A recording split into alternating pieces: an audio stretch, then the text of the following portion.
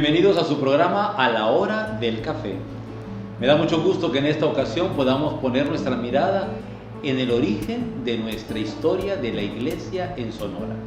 Estamos celebrando 500 años de que los primeros misioneros llegaron a nuestro país, 500 años de que se celebró la primera Eucaristía, 500 años de que la presencia del Evangelio ha llegado a transformar muchas vidas. Por eso el tema de hoy lo hemos titulado Las raíces del cielo, porque es aquí en la tierra donde se siembra el Evangelio y va a producir muchos frutos para el cielo. El día de hoy queremos nosotros tocar el tema de estos 500 años, cómo llegó el Evangelio a nuestro país, cuál fue el papel de los exploradores y los primeros misioneros en nuestras tierras inhóspitas en aquellos años, cómo se formaron las primeras misiones, el primer episcopado al que pertenecíamos, cómo fuimos cambiando con la estructura misional a la estructura de ser y llegar a formar la primer diócesis de Sonora, Sinaloa, las Californias, hasta dónde llegamos como iglesia. Y ahora en este nuevo milenio, cómo celebramos la iglesia católica en nuestras tierras de Sonora. Así que te invitamos a que vayamos juntos a abordar este tema muy interesante, porque estamos hablando de cientos de sacerdotes, de misioneros, religiosas, miles de laicos que han vivido la fe como catequistas, como proclamadores de la palabra, como servidores, y le queremos honrar, dar gracias a Dios por toda esa gente que tuvo fe, sembró el Evangelio, construyó la iglesia, y ahora somos la iglesia que somos gracias a que otras personas pusieron las raíces del cielo. Te invitamos a que te sirvas un buen café y juntos podamos hacer un viaje por la historia, por la iglesia y por nuestra región de Sonora. La frase del día de hoy son las mismas palabras de Jesús: vayan por todo el mundo a llevar el Evangelio. Y con esa misión que tenemos todos para cumplirla, iniciamos nuestro programa.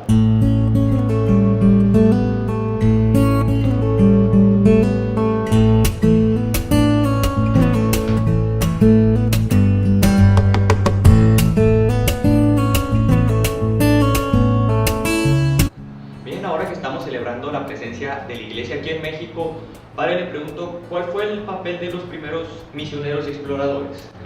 Sí, tenemos que reconocer que 500 años que estamos celebrando es de una manera importante darle honra a todos aquellos que quemaron las barcas. Quemar las barcas quiere decir que salieron de Europa, traían la misión de evangelizar, muchos de ellos jamás regresaban a sus casas, venían con el firme propósito de llevar la buena nueva hasta los últimos rincones de la tierra. 1519, por eso es el motivo que estamos celebrando los 500 años, se celebró la primera Eucaristía en Tabasco, en la región del sureste, y a partir de ahí, desde el tiempo de Hernán Cortés y todos los distintos exploradores, empezaron a extenderse para conocer todo el territorio de lo que actualmente es México. Muchos llegaron a la Florida, muchos quedaron extraviados, se perdieron, muchos naufragaron, hasta el momento de ir conociendo cada uno de estos puntos. ¿Cuándo llegan los primeros exploradores por nuestras tierras? Tenemos que reconocerlo. Si nosotros estamos hablando de 1520, las primeras celebraciones, para el 1533 estamos hablando de gente que pasó por aquí, y para concretamente el 15 de septiembre, Francisco de Ulloa, que era uno de los capitanes de las distintas barcas de Hernán Cortés, hacen todo el recorrido por el litoral de Sinaloa y de Sonora. 15 de septiembre de 1539, tenemos el dato de que las embarcaciones o la embarcación pasó por la desembocadura del río Mayo, es lo más cercano a las fechas que tenemos de nuestra región. 1539, Francisco de Ulloa. Pero no venían solos, venían junto con ellos una tripulación de gente. Junto con la tripulación venían los que hacían de notario para poder levantar el informe que tenían que mandar a la corona de España, porque ellos llegaban imponiendo la conquista. Y fíjense qué curioso, el 18 de septiembre del 1539 llegan a lo que hoy conocemos como Guaymas. En esa parte, que era un lugar inhóspito, no había habitantes, no había tribus, se sabía que existían los Cupanguaymas, que eran una derivación de los seres, pero que no eran en un lugar fijo, porque esto que eran nómadas. Sin embargo, el notario de esa expedición de Francisco de Ulloa, que se le conoce como la expedición de Cortés, de ahí el nombre del Mar de Cortés, esta gente se detuvo en ese lugar, les gustó el espacio porque era un puerto natural y le denominan Puerto de Puertos. Es el primer nombre que tiene ese lugar. Queda asentado porque se da el rito incluso de la toma de posesión. Y así le llamaron también el Puerto de la Posesión, a lo que actualmente conocemos como Guaymas. Dentro de la tripulación de los que venían, pues venía el capitán Ulloa y también venían dos religiosos franciscanos, que muy poco sabemos de ellos porque la historia a lo mejor los ha dejado un poco en el olvido. Hoy queremos sacarlos a la luz. Y el padre Raimundo Alilios, es el sacerdote que venía con esa expedición, bendice la cruz con agua, se impone la cruz, y el rito era que el capitán Ulloa preguntaba quién está en contra de la corona de España para que defienda estas tierras. Lo decían 3 veces, y si en las 3 veces no hablaba alguien, no protestaba alguien, plantaban la cruz y decían: en nombre de la corona de España, estos territorios quedan bajo su dominio. El hermano Mena, ahí se llamaba Manuel Mena, era el otro religioso que no era sacerdote sino hermano lego. Son los 2 religiosos que venían en la expedición de Francisco de Ulloa. Lo tenemos que decir, ¿por qué? Porque en el mismo tiempo, ya en tiempos pasados, Fray Marcos de Niza, un franciscano que había naufragado en la expedición de Florida, pasa por estas tierras y en busca de los tesoros de las regiones que pensaban que había mucho oro, pasan de nuevo en el 1539 por estas tierras de Sonora. Sin embargo, no podemos decir que son los primeros misioneros, puesto que no plantaron misión, no evangelizaron, eran parte de la expedición. Entonces estamos hablando del 1539, 15 de septiembre aquí en el Mayo, 18 de septiembre en Guaymas, y se van por todo el territorio hasta llegar a lo que conocen la desembocadura del mar, en la parte de Santa Clara, del Golfo de Santa Clara, que desemboca el río Colorado, y ahí empiezan a llamarle el Mar Bermejo, por aquel nombre de Bermeche en francés, para poder decir, es el lugar donde desemboca el agua del color bermejo. Y ahí vamos a encontrar también todas estas experiencias. Y a partir de ahí se nos van quedando los pueblos solos, puesto que no existían misioneros. Estamos hablando de la expedición. Hasta que a fines del 1500 vamos a encontrar los primeros jesuitas que llegan a Durango, bajan de Durango por la sierra hasta llegar a Bamoa, Sinaloa. Se funda lo que viene siendo la misión de San Felipe y Santiago, y ahí se hace la primera misión. Ahí vamos a encontrar después al padre Tapia, que da la vida en manos de los indígenas Ocoronis, y es el tiempo que llega el padre Pedro Méndez como misionero a la región de Sinaloa. Y empiezan estos primeros misioneros ya a hacer las misiones de Ahome. Después vamos a ver la misión del Fuerte para el 1600. El Fuerte de Montes Claros es lo que conocemos como el Fuerte de Sinaloa. Hasta ahí llegaba el límite de la Nueva España. Por eso se llamaba el Fuerte, porque hasta ahí llegaba. Y ahí había un fuerte para defender de las tribus que venían a atacar. Y entonces ya encontramos los primeros misioneros. Para el 1614 vamos a encontrar que el padre Pedro Méndez junto con el capitán Urdaide van a llegar de Sinaloa para fundar las misiones de Camoa, Tesia, de Navojoa, posteriormente en 1616 San Ignacio Cuirimpo, Echojoa y lo que se conocía como la Santa Cruz, que es un lugar que se ubica a un lado del Cúpare, Sonora. Entonces vamos a encontrar el tiempo de las misiones. Entonces tenemos nosotros desde el 1539 en adelante mucha producción misional. Y a partir de aquí, estas misiones para el 1619, Torín va a quedar delimitada como el centro de las misiones de los jesuitas en Sonora. ¿De dónde pertenecíamos antes? Pertenecíamos a la misión de Bamoa, que era la misión de San Felipe y Santiago, en Sinaloa. Pero ya para 1617 Andrés Pérez de Rivas y el padre Tomás Basilio llegan de misioneros a Cocori, y ahí en Cocori empieza la expansión de las misiones a lo que conocemos como los 8 pueblos yaquis. De manera que a lo largo del tiempo fueron llegando más misioneros, como el padre Villalba, que después se convirtió en el primer rector de Torín y de la provincia de San Ignacio. Todo eso lo tenemos que entender porque todos pertenecían a un mismo obispado, que es el obispado de Jalisco, de Guadalajara, que vamos a tocar ese tema.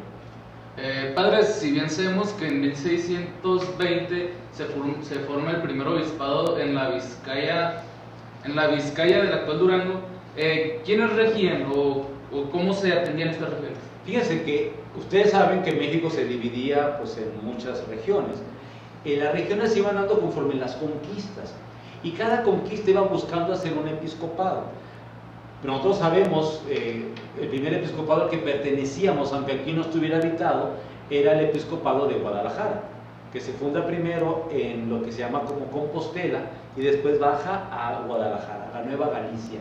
Y ahí entonces esas regiones inhóspitas y desconocidas pertenecían a Guadalajara. Por eso en algún momento de la historia nosotros pertenecimos a Guadalajara.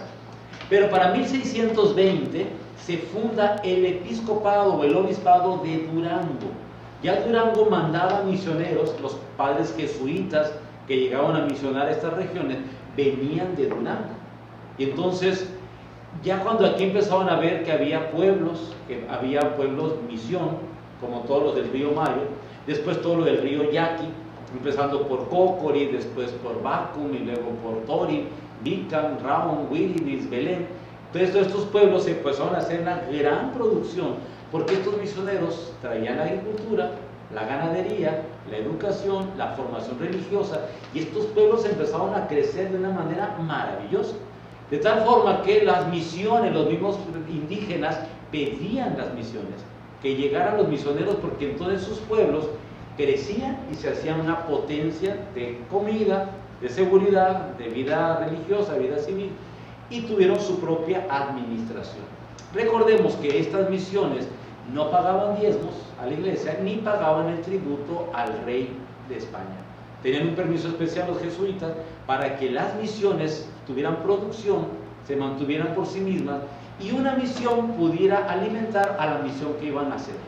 Por ejemplo, es tan importante ver, cuando el padre Quino pasa por estas tierras, visualiza la California como pueblos de misión, porque él estuvo de misionero en San Bruno, pero no funcionó esa misión, se regresa a estas tierras, pasa por Álamos, en aquellos tiempos ya existía, estaba recién fundada la misión de las minas de Álamos, y él va destinado como misionero a los Jupanguaymas, pero tenía que conectarse con el superior que estaba cerca de Moctezuma, en un pueblo que hoy se llama San Juan, cerca de Cumpas.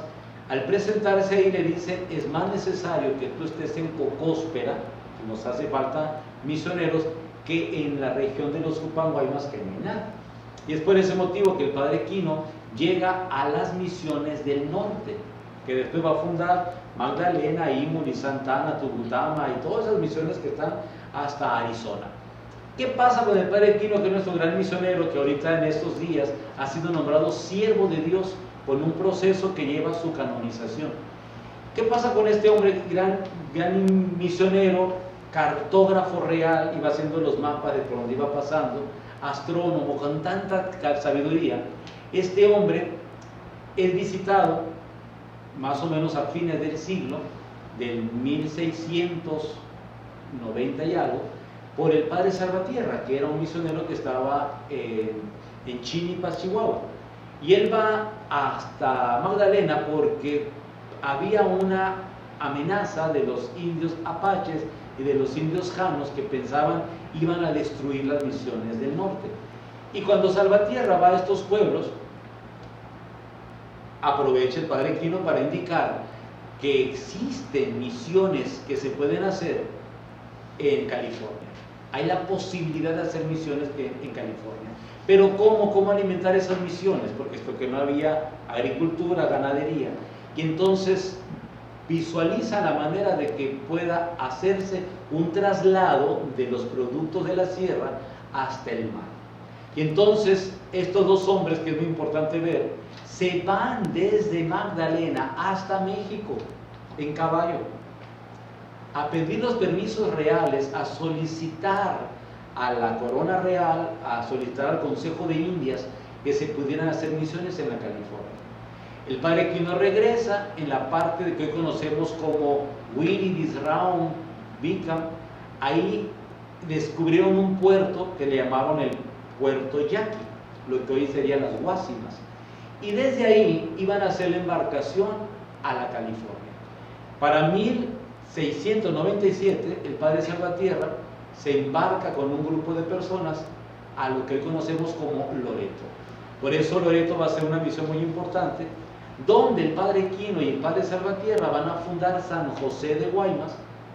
Ahí descubren que hay como una laguna donde se puede embarcar y se pueda subir ganado. De manera que el padre Quino traía el ganado desde Cocóspera, Matape, hasta llegar a la desembocadura del río Matape, que es precisamente en Empalme, y ahí se funda la misión de San José de Guaymas. Y entonces, para el 1701, la misión de San José ya está en pie. De ahí transportaban ganado, 1 tonelada de semilla de los pueblos yaquis, que le podían alimentar a los pueblos de Loreto, Mulegé y alrededores. Entonces, sí podemos decir que las misiones nacieron apoyándose de una manera solidaria. Los yaquis producían trigo y lo mandaban a Loreto. Y así empezaron las misiones en los pueblos para 1627, el padre Pedro Méndez se va de la misión de Pota a la misión de Nuestra Señora de los Ángeles en Zaguaripa.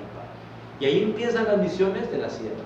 Ya después las misiones empiezan a crecer, San José de Batú, después empiezan Tepache, luego Montezuma, Guásabas, Cumpas, y así se va, Pacadegua, Chihuachinera, Bacerac, y todos esos lugares llegaron misioneros de Holanda, de Portugal, de Italia, de Francia, cantidad de misioneros, porque toda esta región nació con la evangelización.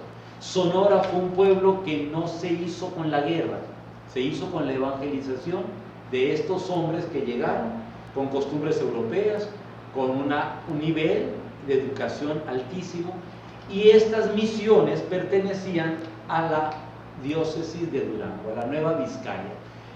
Pertenecían, pero no tenían una conexión, puesto que las misiones eran autónomas.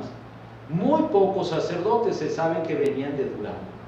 Por ejemplo, a Álamos hubo algunos sacerdotes de Durango que llegaron, porque ustedes y yo debemos saber que en el 1767 Carlos III, rey de España, expulsa a todos los jesuitas el 25 de junio de 1767. Todos los que estaban en Arizona, Sonora, hasta los últimos de la Patagonia, quedan expulsados. Y es muy importante ver el valor de estos hombres.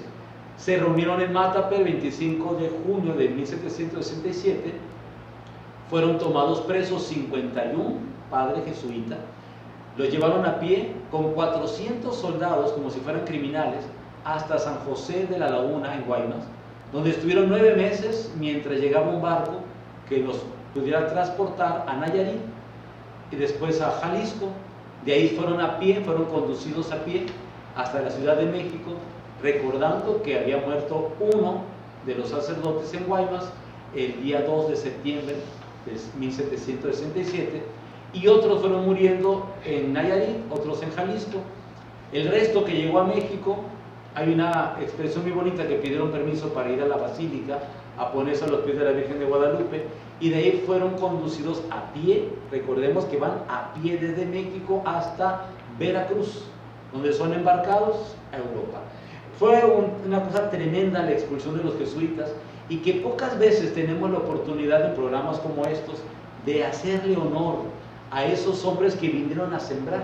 Por eso nuestro programa se llama Las Raíces del Cielo, porque ellos son los que sembraron la palabra de Dios. A nosotros hoy nos corresponde volver a sembrar para nuevos tiempos, para nueva época. Y entonces todo esto se fue dando, y después de la expulsión de los jesuitas de 1767, tenemos los datos de que llegan los primeros franciscanos a tomar las misiones que habían dejado los jesuitas. y uno de los que estaba a cargo de esta misión en todo Sonora fue Antonio de los Reyes Carrasco, que terminada la exploración de estas tierras es propuesto para ser obispo de Sonora. Y eso lo vamos a ver ya con la primer diócesis. Padre, con el tiempo en que las misiones se iban expandiendo más y la evangelización iba creciendo con el tiempo, ¿cómo fue que se formó el obispado entre Sonora, Sinaloa y las Californias, todo ese territorio? Precisamente cuando quedan estas misiones devastadas, sin ningún sacerdote, sin ningún misionero, la misma iglesia organiza para que los padres franciscanos atiendan. Entonces recordamos que las parroquias se atienden, pero aquí no eran lugares de parroquia, no había parroquia, había misiones. Las parroquias las tenía que nombrar Durango. Entonces en ese lapso Durango nombraba parroquias, pero eran muy largas las distancias. Muchas veces los sacerdotes no llegaban al lugar de destino. ¿Por qué? Porque eran asaltados, porque se perdían, porque no había la comunicación que hay ahora. Entonces, para estos años de 1783 es nombrado el primer obispo de Sonora, Antonio de los Reyes Carrasco, oriundo de Alijuela, España, que llega como misionero, era misionero de Santa Cruz de Querétaro. Ahí lo proponen para ser misionero, es consagrado obispo en Tacubaya, México, y de ahí se viene con dos de sus sobrinos, que bueno, le vienen tres sobrinos, dos apellido Almada y uno apellido Reyes. Llegan a Tapizuelas, aquí mismo en Sonora, y el 14 de mayo se cree que ha llegado a Álamos, con destino final a Arizpe. Arizpe iba a ser la sede episcopal de la diócesis de Sinaloa, Sonora y las Californias. Todo esto, más todo lo que se correspondía a lo actual Estados Unidos, que en aquel tiempo no se conocía hasta dónde llegaba el fin de la tierra. Por eso es muy importante ver el lema de Jesús: vayan hasta los últimos rincones de la tierra. Y estos hombres venían a los últimos rincones de la tierra. Cuando llega este primer obispo, se queda en Álamos, le gusta la misión de Álamos, y entonces ahí toma sede episcopal la ciudad de Álamos.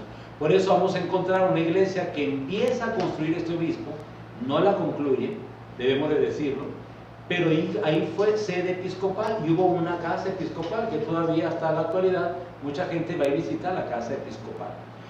Este sacerdote que se convierte en obispo, Antonio de los Reyes Carrasco, promueve la educación, promueve las primeras parroquias, funda, por ejemplo, el 2 de octubre de 1783 la parroquia de San Fernando Guaymas, funda la parroquia del Pitic en Hermosillo, llega a Arizpe y después se regresa y empieza a organizar la diócesis con los primeros sacerdotes que eran franciscanos, no había sacerdotes diocesanos.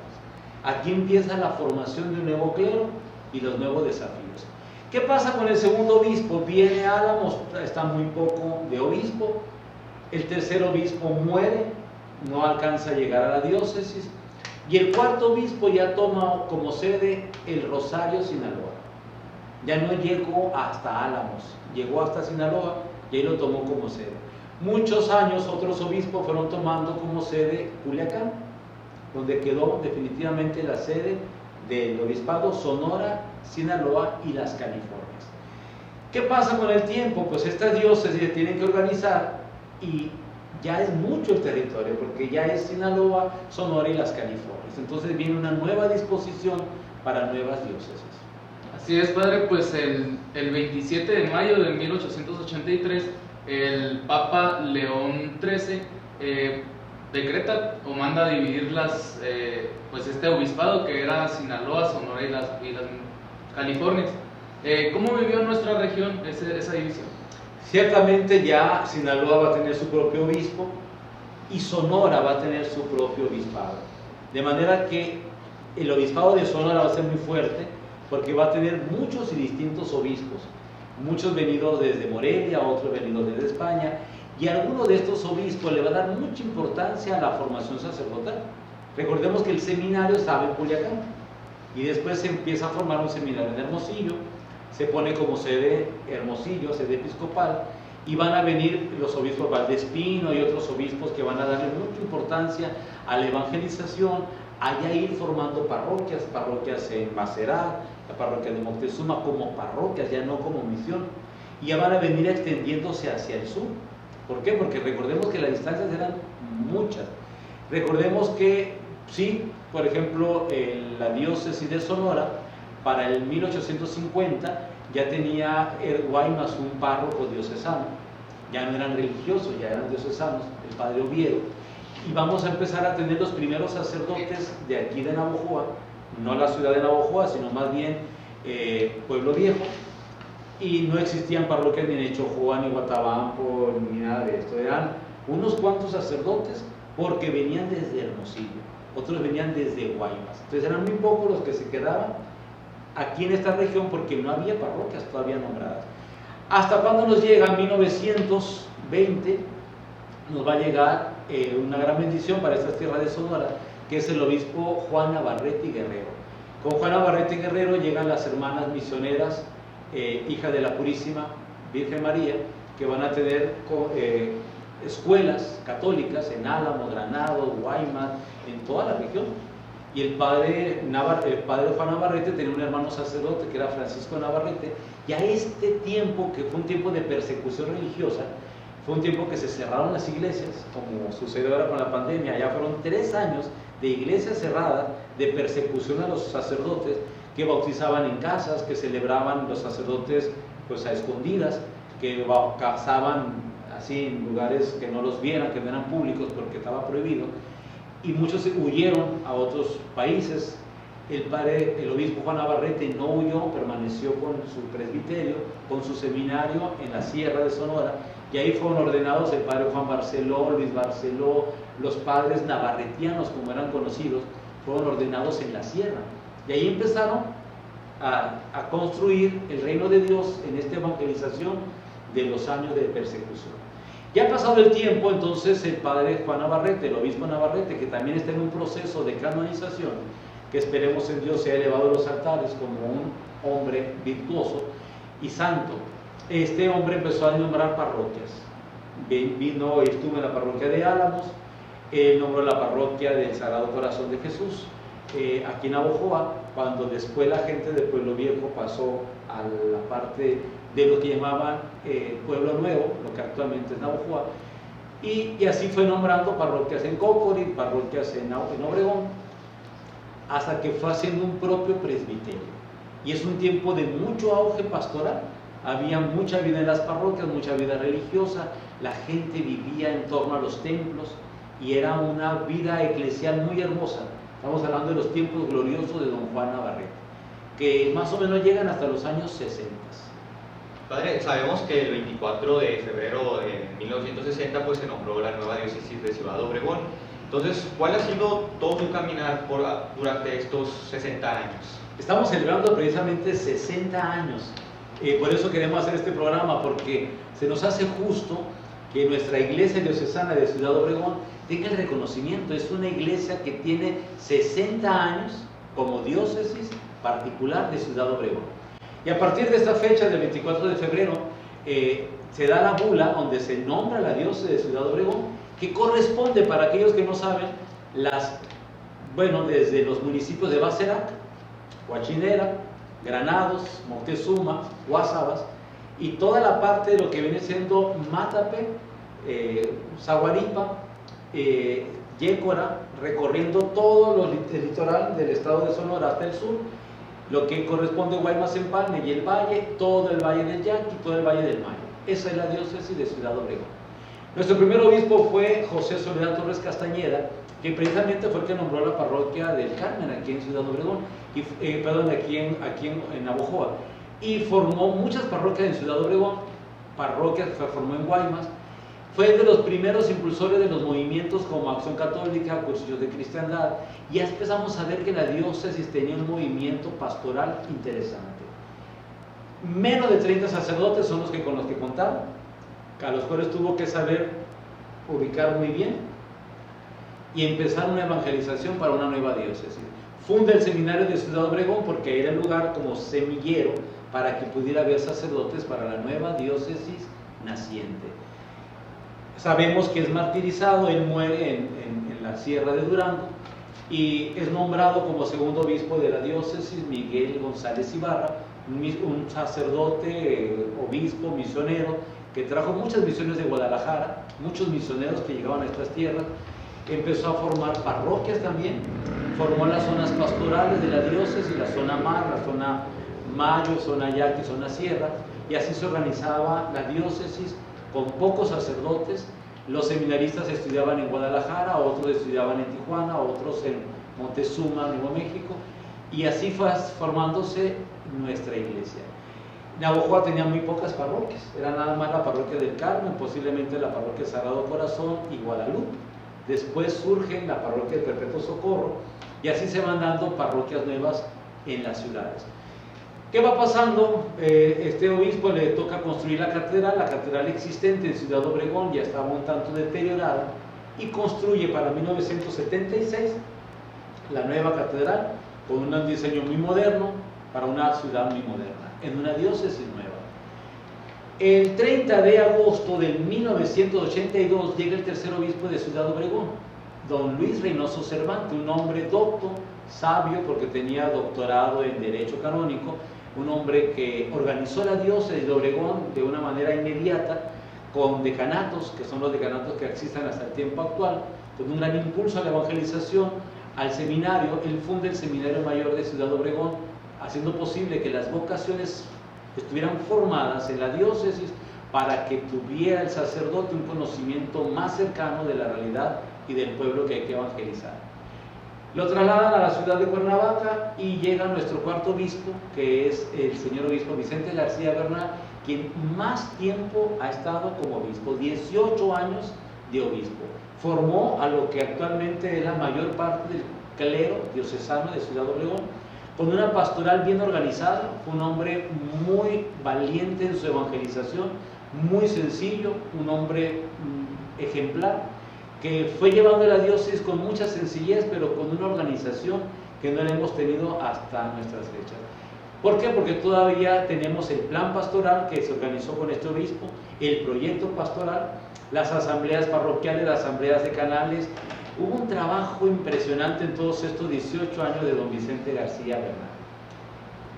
Llega la edad que el obispo tiene que renunciar y tuvimos al siguiente obispo, nuestro quinto obispo, que fue don Juan Manuel Mancilla Sánchez, un obispo muy carismático que le gustó al pueblo su estilo, su forma, su educación, su talento, su virtud, y estuvo 3 años, un hombre que supo continuar la labor pastoral de la diócesis de Ciudad Obregón, un hombre que hasta el día de hoy mucha gente lo recuerda y por quien hacemos oración para que pronto esté recuperado de su salud. Es un hombre que dejó huella en muy poco tiempo. Y tenemos al reciente obispo, que ya tiene 10 años, nuestro actual obispo, don Felipe Padilla Cardona, que le ha tocado un tiempo de reforma de la iglesia, un tiempo que ha tenido que acompañar una diócesis que lleva 60 años caminando y que eso nos hace sentirnos iglesia. Es un obispo que tuvo que tener muchos retos, afrontar muchos desafíos y que ha estado y mantiene la diócesis de Ciudad Obregón en el nivel que estamos hasta el día de hoy. Esto es más o menos el recorrido. Estamos caminando juntos, formando una iglesia viva. Queremos que pase pronto ese tiempo de pandemia para poder continuar afrontando los desafíos que tenemos ahora como iglesia. Y creo que es muy meritorio que podamos recordar desde el 1500 a los que llegaron primero, muy distante a estas tierras, pero con el corazón puesto en llevar la buena nueva del reino de Dios hasta los últimos rincones de la tierra. Hoy no nos podemos sentir que estamos en el último rincón de la tierra, pero seguimos teniendo el desafío de llevar el evangelio hasta tu casa, hasta tu hogar, hasta la persona que se sienta sola y abandonada, porque la misión de Jesucristo sigue. No importa la diócesis ni la parroquia, porque eso solamente son jurisdicciones para un mejor servicio. El evangelio no tiene límite. Recordemos que Jesús fue muy claro, hasta los últimos rincones de la tierra. Así que este es nuestro caminar. Queremos seguir sembrando el evangelio y, como decimos en el título de este apartado, de este tema y de este programa, que estas sean las raíces del cielo. Así es, padre, pues un tema demasiado extenso y que en un programa no podríamos terminar todos los datos que pues hasta la fecha tenemos, pues si bien sabemos fueron muchos los que atravesaron pues todo esto para llegar hasta aquí. Así que esperemos que pues las raíces que sembraron ellos den frutos. Y no te vayas, que seguimos con más de A la Hora del Café.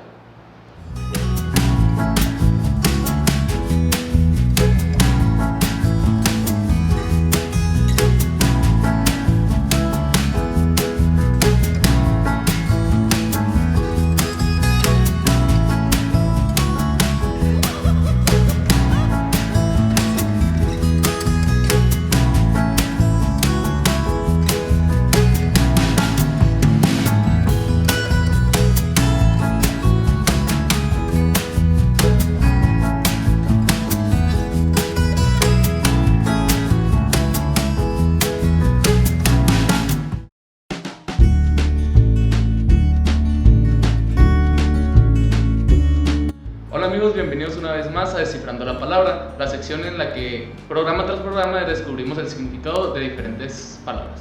El día de hoy estamos con el padre David y nos vamos a descifrar la palabra querigma. La palabra querigma es una palabra griega. Siempre se hacía referencia a una persona que era orador o alguien que tenía una emisión pública. El que hablaba en público, el que daba una noticia en público. Recordemos que era como el primer método o forma de medio de comunicación. Había un edicto, lo proclamaba. Había una notificación del imperio, lo proclamaba. A ese que proclamaba y a esa forma de proclamar se le llamó querigma. Por eso cuando Jesús empieza a proclamar la buena nueva del reino, que es un nuevo tipo de vida, una nueva forma de vivir, de llevarnos en relación con Dios, la primera cultura cristiana le empezó a llamar a eso querigma. Por eso Jesús es un gran querigmático, es el hombre que anuncia la pasión, la muerte y la resurrección. Nosotros como iglesia tomamos a ese primer anuncio del encuentro con Jesucristo como querigma. Por eso no puede haber una evangelización sin un querigma. El querigma es el primer anuncio, el primer paso para que se dé todo el proceso de la evangelización. Es importantísimo, porque si no, entonces nosotros no tendríamos el conocimiento ni la experiencia de Dios. Así que querigma sigue siendo una palabra vigente en la iglesia actual. Bueno, padre, muchas gracias por fortalecer pues nuestro vocabulario semana tras semana. Pues seguimos con más de A la Hora del Café. Puta, qué rico café nos estamos tomando, ¿no? La verdad sí, pero como que hace falta algo que acompañarlo, ¿no La crees? verdad sí, pero como que... Pues no sé. ¿Qué onda, plebe? ¿Qué huele? Miren lo que les traje. Un rico pan de panificadora Los Reyes. Qué rico se ve.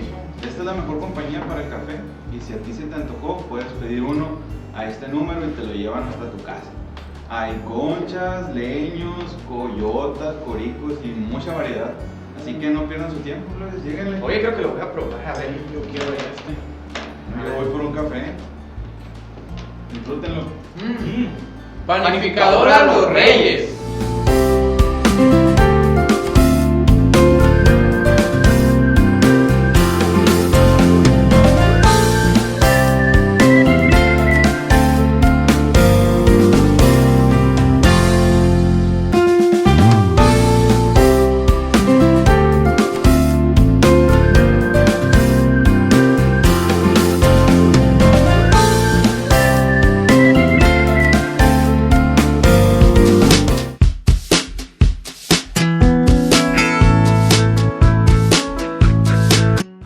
Seguimos con una nueva sección de ¿Sabías qué? Y hoy en especial les hablaremos sobre los libros que se usan en las diferentes celebraciones litúrgicas. En primer lugar tenemos el misal romano, que contiene las oraciones propias de la celebración litúrgica de la misa que hace el sacerdote. En segundo lugar tenemos el leccionario, el cual contiene las lecturas bíblicas de la misa y se divide en dos.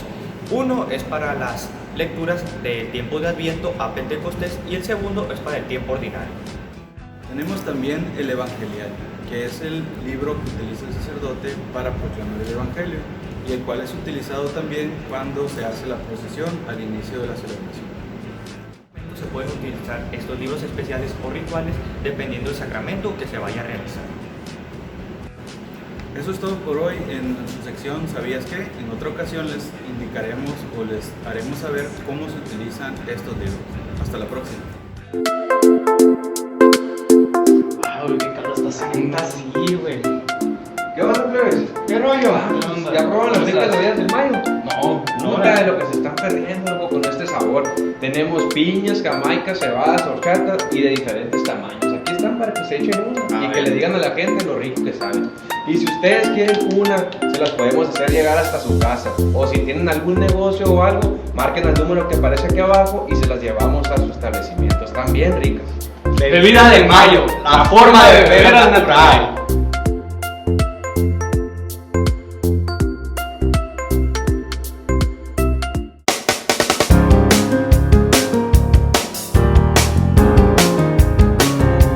Hola amigos, bienvenidos una vez más a su sección Pasando el Dato. El día de hoy pues estoy con mi compañero Checo, con mi compañero Carlos y vamos a darle. El día de hoy vamos a hablar un poquito sobre la importancia de asistir a misa. Yo creo que en estos tiempos estamos viviendo cosas pues, fuertes, ¿no? Y una de ellas, al menos en lo personal, pues no venir a misa, ¿no? Pero pronto vamos a regresar y cuando regresemos vamos a regresar con mucha más fuerza, ¿sí o no? Claro que Así sí. es. Siento que para empezar pues hay que tomar en cuenta un punto muy importante que es hay que llegar muy temprano a misa.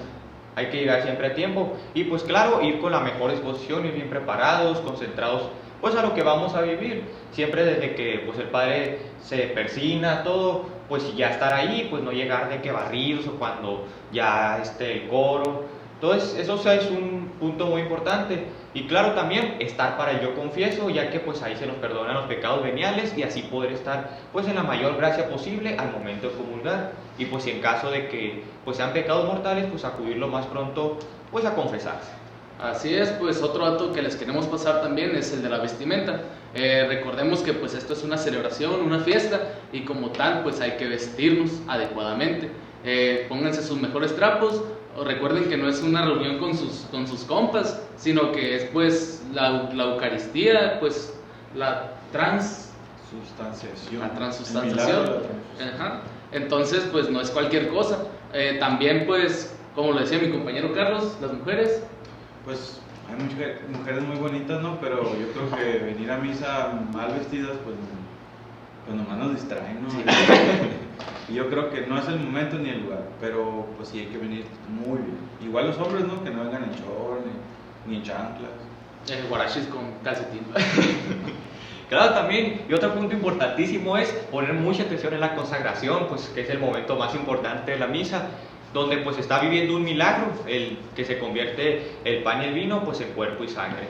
Y pues no estar distraídos, no estar rezando, no estar pues haciendo otro tipo de cosas, sino que admirando y contemplando pues el milagro que se está viviendo en ese momento. Como sabemos, pues la liturgia se divide en dos partes, que es liturgia de la palabra y eucarística. Entonces pues aprender a oír la palabra de Dios durante su palabra y pues a apreciarla bien durante la consagración. Así es, pues después de la consagración sabemos bien que pues viene la comunión. También muchos no se acercan a comulgar por lo mismo de los pecados. Por eso es que al principio pues tenemos el yo confieso que perdona los pecados, pero solo los veniales. Así que hay muchos que tienen pecados mortales y que solamente pues no sé como les decía ahorita, no sé si sea porque se sienten a gusto con los pecados, porque recordemos que para que sean perdonados hay que estar arrepentidos de ellos. No sé si se sientan a gusto con ellos o qué pasa, que no se confiesan, entonces se niegan a sí mismos, pues el milagro pues es la comunión del cuerpo de Cristo. Yo creo que nadie va a una fiesta y se queda sin comer o sin bailar, entonces igual si la misa es una fiesta, pues también hay que acudir al banquete celestial en este caso.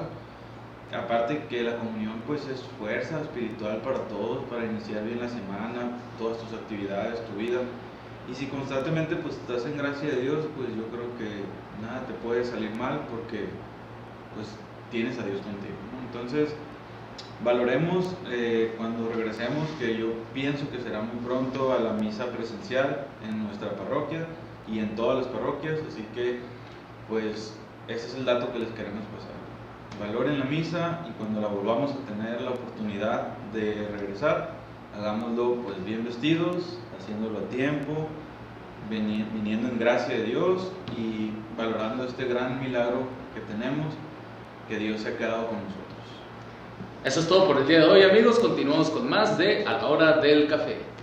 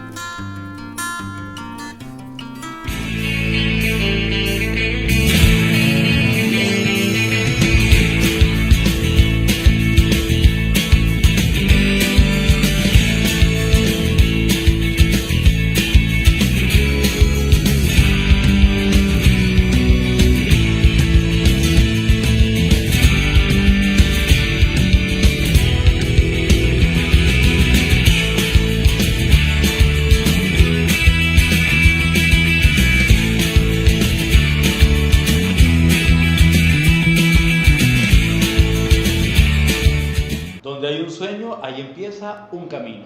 El sueño de Dios es que nosotros alcancemos la plenitud, la realización y la salvación en esta vida y en la futura.